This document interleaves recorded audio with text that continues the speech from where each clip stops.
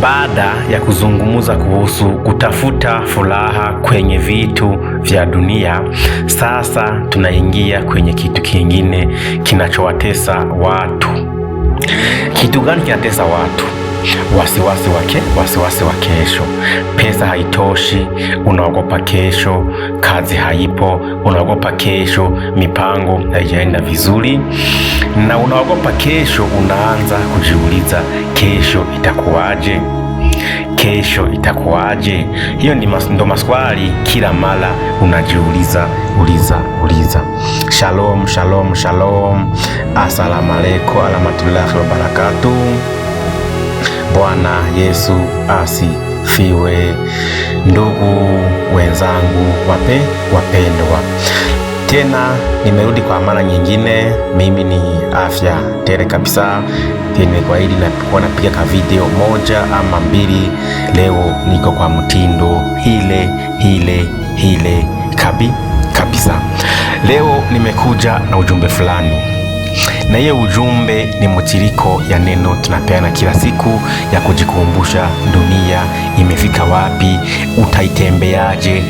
Ukiwa na neno ndo hutapungukiwa na kamwe. Kwa video imepita umesikia makelele 1 2 3, pia mnasikia sometimes mafua nini na nini, kupumua nini na nini. Sometimes huenda ikuanyi kwa njia mzuri, ama penda rekodia ka video ukuanyi kwa salamini. So ni Mungu tu aendelee kutujalia mambo ende kwa mzuri mbele ama nyuma. Wenye wamecomment nini na nini, bali tamalizia baadaye. Wacha ende kwa mada yangu ya leo, ama kwa ujumbe ya leo. Nasema hivi: usiogope kesho. Unanisikia? Usiogope kesho. Ati utafukura nini, atafanya nini, ati fanya nini. Usiogope kesho. Leo kama master mimi nimekuambia usiogope kesho. Kwa nini watu wengi tunajiuliza kesho? Ati kesho itakuwaje? Lakini Yesu alisema nini kuhusu kesho?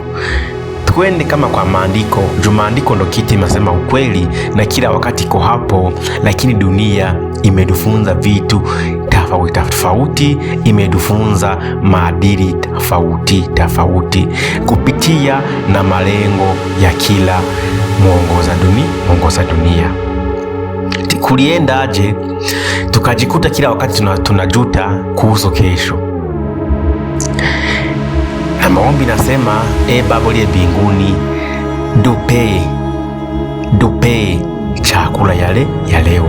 Hii kusema chakula ya kesho ama chakula ya kesho kutwa. Dupe kwa siku ya leo, kumaanisha tunajua siku ya leo ndo tumefika hapa, ndo umefika leo hapa, ndo nimefika mimi leo. Ndo maana naomba inakula leo juu niko leo, na ndo maana sijui ya kesho, na ndo maana wanakuambia usiwaze kuhusu kesho. Wakati unawaza kuhusu kesho, unawaza kuhusu kesho, ndo madhambi, ndo mazina, ndo mavisirani zinaanza. Ukifikiria kesho itakuwaje, so utaanza kupigana na kitu ya kesho, na ili hali wewe hujafika kesho. Amen. Leo nimesema amen. Hiyo leo nimesema amen. Sawa kabisa. So tukirudi pale kwa maandiko, Mathayo 6 mstari wake wa 33 inasema nini? Mathayo 6 mstari wake wa 34 ama 34 inasema hivi: basi musisumbukie ya kesho. Unasikia? Hata nimemaliza. Musisumbukie ya kesho, sio nisisumbukie mimi mwenyewe peke yangu. Musisumbukie ya kesho. Mathayo 6 mstari 34. Musisumbukie ya kesho, kwa kuwa kesho itajisumbukia yenyewe.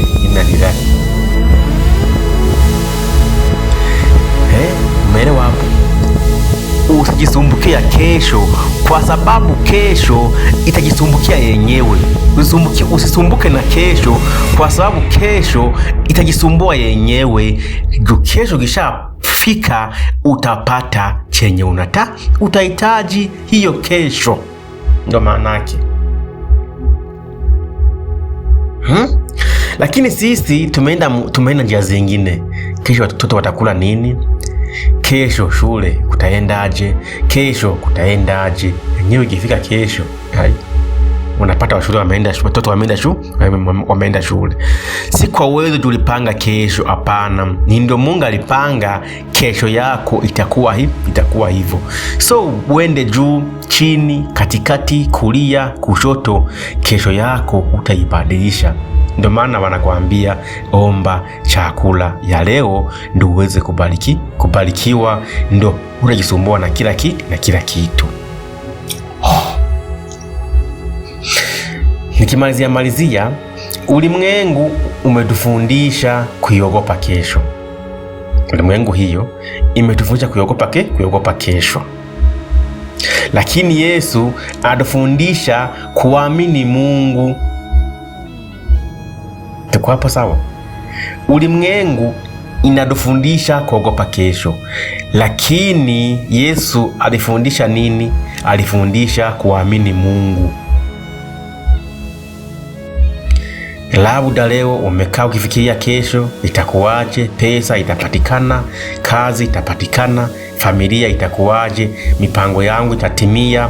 Lakini kuna swali moja, kwa nini tunahangaika na siku ambayo bado hatujaifikia?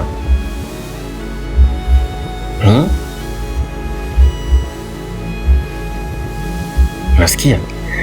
Kwa nini tunahangaikia siku yenye hujafikia? Ati kesho mimi nitakula nini? Hujafika kesho. Ngoja kesho ifike ndo ujue utakula ama hutakula. So nikimalizia, usiache leo kwa sababu unaogopa kesho. Mungu ambaye alikuwa pamoja nawe jana yuko pamoja nawe leo na kesho bado atakuwa yule Mungu mmoja. Sio kama umejifunza kitu hapo. Sijui kama umejifunza kitu hapo. Na mimi nikimalizia, mtu akifikiria kesho ni matatizo ya maisha. Mtu akiomba anafanya nini? Anapewa. Mathayo 6:30 inasema. So tukiwachia hofu na kutembea kwa amani, itakuwa salama, ama utakuwa salamini. Kwa kumalizia chamini kuombe 1 2 3 wenye unasema sauti yangu iko hivi na hivi na hivi. Hii ni neno tunapeana kulingana na uwezo wetu. Ukitaka kutuwezesha, unakaribishwa kwa njia moja ama nyingine. Kwa hii dunia hakuna mwenye anakataa msaada kama anahitaji. Lakini sisi tunasema hatujui ya kesho, maybe kesho yake Mungu atapitia kwako kuwezesha jambo fulani. Sisi hatuna budi isipokuwa tuko tunasema asante. Kama kawaida kwenye nasema comment 1 2 3, tunajua kuna wenye hawaamini hivi na hivi. Hatuko hapa kwa kutafuta umaarufu ama kwa kufanya nini. Tuko hapa kwa kuelezea kwamba hii dunia tumefika, inafaa ujue neno na hii ulimwengu, uzitofautishe na uishi kwa maisha yenye unastahili kuishi, sio kwa ile maisha ya kutia hofu. So kama kawaida, hii ni neno na ulimwengu.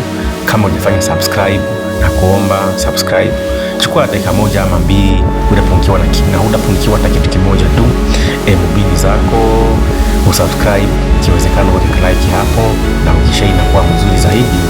Juu hii algorithm inaendanga kulingana na vile watu wamefuatilia.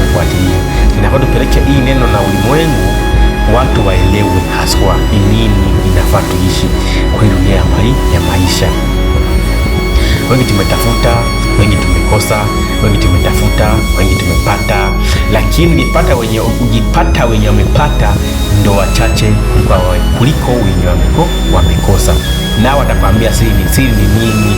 So subscribe kwa hii channel, hapo mbele utakuja kuelewa zaidi hii siri ni nini. Tena ukifuatilia video zenye zimepita.